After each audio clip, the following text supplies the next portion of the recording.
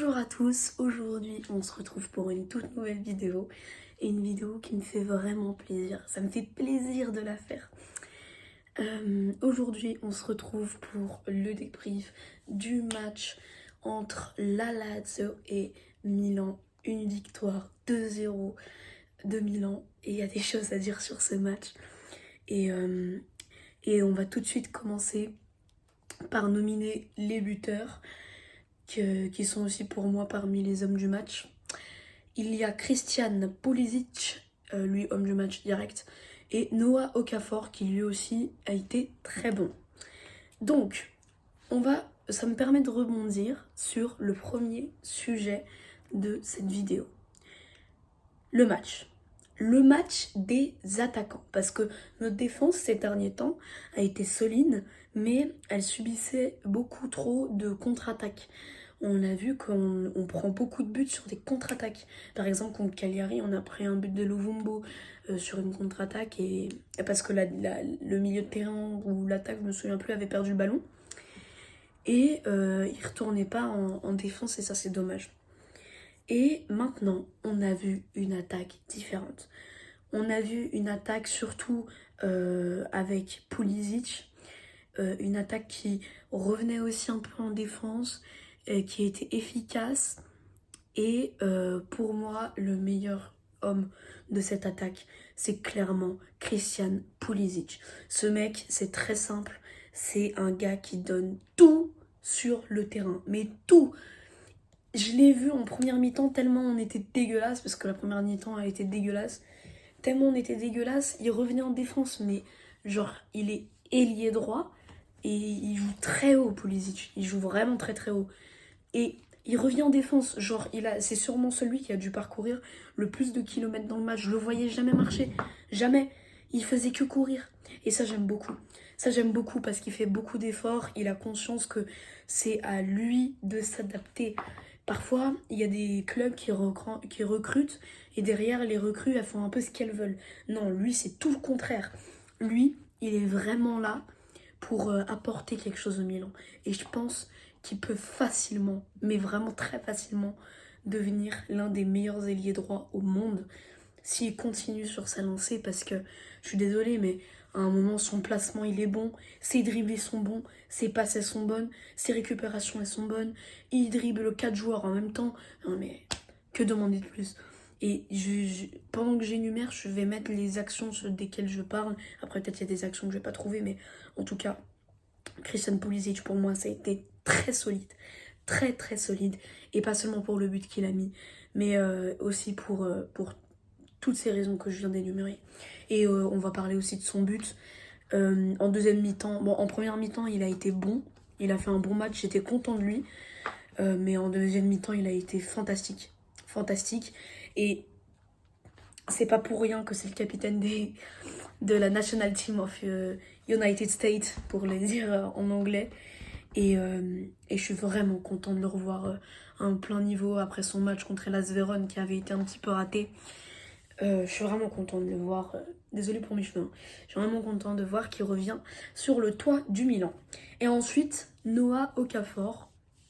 Alors Noah Okafor, je pense, et c'est mon humble avis, que si Giroud continue sur cette lancée, Noah Okafor doit débuter tous les matchs. Il doit être titularisé tous les matchs si Giroud continue à nous sortir des prestations pareilles. Mais Giroud, je vais en parler après.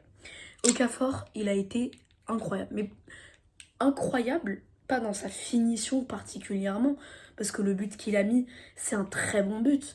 Et c'est un très beau but, mais pas par rapport à sa finition. Non, par rapport à son placement. Il a compris que ce ballon était pour lui. Parce que en première période, quand par exemple Christian Pulisic se driblait et tout, Giroud il suivait pas l'action. Ou alors il était hors jeu. Et ça, vous voyez, c'est ça que je trouve bien chez Noah Okafor. C'est qu'il suit les actions. Il est à fond dans le jeu. Il est toujours au bon endroit. Et c'est ça qui fait qu'il peut marquer des buts. C'est ça qui fait qu'il a marqué un but contre Cagliari. C'est ça qui fait qu'il a marqué un but hier, au moment où je tourne la vidéo. Donc c'est ça qui fait qu'il marque des buts. Et c'est ça qui fait que c'est un bon numéro 9. Ensuite, on va continuer avec Rafael Leao. Rafael Leao, il nous a sorti 2 passes décisives alors que le mec ça se voyait qu'il était pas concentré. Le mec, il était pas concentré à l'entraînement, il était comme ça, il gesticulait. Et pourtant, il nous faut quand même 2 passes décisives. Moi, je pense que, n'empêche que Raphaël Leao, il va être très utile dans les matchs importants. Pourquoi important? Parce que Raphaël Leao, dans les matchs de Serie A, je suis désolée, hein, il se donne pas non plus à fond la caisse. Genre, il est pas exceptionnel. Enfin, il est très très bon. Franchement, il est. Ah si, en fait, il est exceptionnel dans tous les cas. Mais ce que je veux dire, c'est qu'il est encore plus fort quand il est concentré. Là, il nous a fourni 2 passes décisives alors qu'il était même pas concentré. Pour ceux qui ne regardent pas les matchs du Milan, imaginez seulement s'il était concentré. Franchement, Raphaël Leao, il a fait son match. Il a fait son match. Après première mi-temps, c'était vraiment compliqué, je trouve, pour lui. Ses dribbles, il les passait pas. Il perdait des ballons, il retournait pas en défense. Première mi-temps, ça a été vraiment compliqué. Retournait pas. Première mi-temps, ça a été vraiment compliqué pour lui. Par contre, deuxième, ça a été le déclic. Il a décidé de jouer et à chaque fois, il débordait sur le côté gauche devant Provedel. Provedel anticipait le tir, sauf qu'il n'y avait personne pour prendre au marquage. Soit Pulisic sur le premier but, soit Noah Okafor sur le deuxième but. Et maintenant, on va parler d'Olivier Giroud. Olivier Giroud, en ce moment, il me déçoit. Après le début de saison stratosphérique qu'il avait fait, je m'imaginais vraiment qu'il allait continuer sur cette lancée et peut-être même espérer être nominé au Ballon d'Or. Ce genre de récompense, vous voyez. Mais là, je suis désolée, il est pas bon. Il est pas bon. Il est pas bon dans ses placements. Il est pas bon dans la finition. Il est pas bon sur plein de choses. Et là, je suis désolée, je vais me faire critiquer, mais Giroud, en ce moment, depuis le match contre l'Inter, c'est vraiment, vraiment compliqué. C'est vraiment, vraiment compliqué. Et je peux vous le dire, hein, au stade San Siro, quand j'y étais allée contre Torino le 26 août, c'était pas du tout comme ça. Giroud était très bon. Et en plus, il avait été auteur d'un doublé. Mais bon, voilà. On va pas tout de suite sonner la cloche d'alarme, mais au prochain match contre Dortmund, si jamais on voit qu'en première mi-temps, il fait une mauvaise première mi-temps, faut rentrer Noah Okafor, ou Jovic même. Maintenant, on va parler du milieu de terrain, qui était composé de Ruben Loftus-Cheek, Yacine Adli, ça fait plaisir de le revoir, et Reinders. Ok, je vais faire très simple. Loftus-Cheek, il avait fait une bonne première partie de mi-temps, mais il est sorti sur, je crois qu'il avait une gêne au niveau de la cuisse.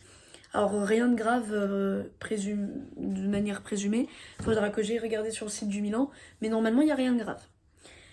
Par contre, à partir de l'entrée de Moussa, je suis désolée, hein, Moussa, il est incroyable, mais incroyable. Vous voyez cette action-là, quand il y a la balle en l'air, il est là, il fait un lob, ensuite il tente une reprise de volée qui est sauvée à ça par Provedel. Vous voyez cette action-là? Voici son âge. Et voici l'action qu'il fournit. Est-ce qu'on peut pas qualifier ça d'un crack? Comme Noah Okafor d'ailleurs. Donc voilà pourquoi j'aime beaucoup. Moussa, à chaque fois qu'il rentre, je suis en confiance. En fait, notre milieu de terrain, ce qui est bien, c'est qu'on a que des remplaçants bons. À partir du moment où Bennacer va revenir, je pense que Yacine Adli va aller sur le banc. Ou soit Yacine Adli, soit Reinders. Mais je crois que ça sera plutôt Yacine Adli, mais je suis pas sûre. Et par contre, à partir de ce moment-là, ça serait dommage si jamais Reinders doit aller sur le banc parce que c'est ce mec qui doit être titulaire. Bon. Milieu de terrain, Reinders, il a été vraiment très bon. Et honnêtement, Moussa, très bon aussi. Adli, ça a été un peu plus compliqué pour moi. Adli, ça a été un peu plus compliqué dans le sens où il ratait beaucoup de passes, n'empêche. Et il faisait beaucoup trop de fautes à mon goût. Des fautes parfois qui n'avaient absolument pas lieu d'être. Et bon, aussi la Lazio, ils abusaient. Hein. À un moment, il y avait Pulisic, il a fait une soi-disant faute. Sauf que le mec, il a fait une pirouette. Bon, laisse tomber. Ok. Ensuite, la défense. Donc, c'est une défense à 4, encore une fois. Théo Hernandez, Tomori qu'hier, il a fait reposer Thio par rapport à la Ligue des Champions. Et il y avait aussi, comment il s'appelle Calabria, en titulaire. Et ben écoutez, la défense, j'ai trouvé pas plus mal. La défense, je trouvais pas plus mal. J'ai pas grand chose à dire. Hein. Ils ont été là quand il fallait et tout. Franchement, j'ai pas grand chose à dire. Mais voilà, c'est pas non plus. C'est pas non plus un match exceptionnel de la part de la défense. Donc voilà.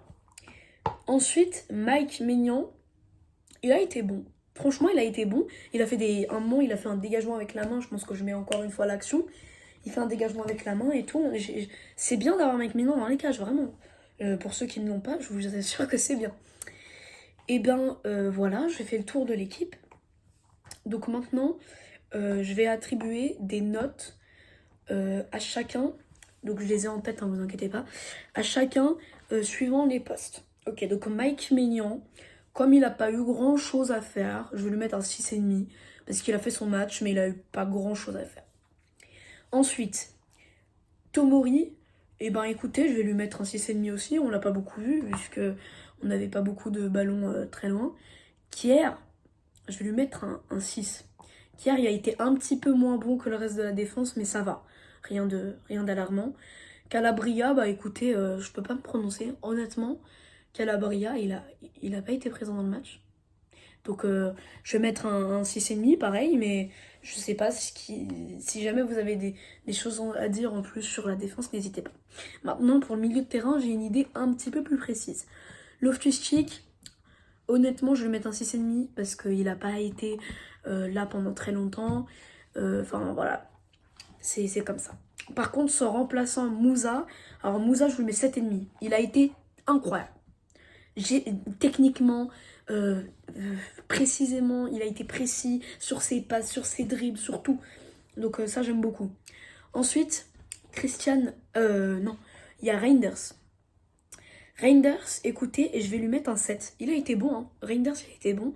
Il a été là au bon moment et tout. Non, franchement, Reinders, j'ai bien aimé. Ensuite, je vais passer à l'attaque. Et à l'attaque, du coup, je vais faire aussi les remplaçants. Parce que, enfin, pour le milieu de terrain, j'ai fait Moussa, mais pour la défense, les remplaçants, ils sont rentrés en toute fin de match, donc ça sert à rien, quoi. Ils sont rentrés vers la 85e. Donc, attaque. Christian Pulisic, 9,5. Il a été incroyable, pour moi. Donc, 9,5 pour Christian Pulisic. Ensuite, on enchaîne tout de suite avec Leao. Leao, je vais lui mettre je pense un 7,5. Leao, il a été mauvais en première mi-temps, mais bon en deuxième et il a fourni 2 passes D. Ensuite, Olivier Giroud, un 6. Dommage pour lui. Et ensuite, Noah Okafor, je vais lui mettre un 8,5. Pareil, très bon, très très bon. Et je dis pas ça pour Christian et pour Noah, car ils ont marqué un but. Alors Noah, c'est déjà qu'il est jeune et qu'il a déjà le bon placement et tout. Je dis maintenant Noah, si jamais il s'entraîne bien, il peut clairement avoir le niveau de Osimhen actuel. Parce qu'Osimhen en ce moment n'est vraiment pas exceptionnel, alors que Noah, pour moi Noah actuellement est plus fort qu'Osimhen. Vous allez me prendre pour un fou, mais c'est mon avis. Ensuite, il y a aussi, comment il s'appelle ? Il y a Christian Pulisic. Alors je lui ai mis 9 ou 9,5. De toute façon, vous pouvez voir le ralenti, mais je crois que je lui ai mis 9,5. Et bah écoutez, Christian Pulisic, il a été bon dans ses dribbles, dans les passes, dans tout. Et il est retourné en défense et tout, voilà. Bon, je crois que j'ai fait le tour. N'hésitez pas à liker, commenter, partager la vidéo si jamais elle vous a plu. Allez aussi, s'il vous plaît, vraiment je vous en supplie, allez voir la chaîne de Diable Masqué. Il fait des shorts et des vidéos travaillées. Genre il a fait une vidéo réaction 30 minutes après le match contre la Lazio. Et pourtant c'était une vidéo hyper travaillée comme la mienne, alors que la mienne je l'ai fait le lendemain. Enfin même plus travaillée que la mienne. Donc voilà, n'hésitez pas à aller voir sa chaîne, je vous en conjure. Et passez une agréable journée. Et forza Milan.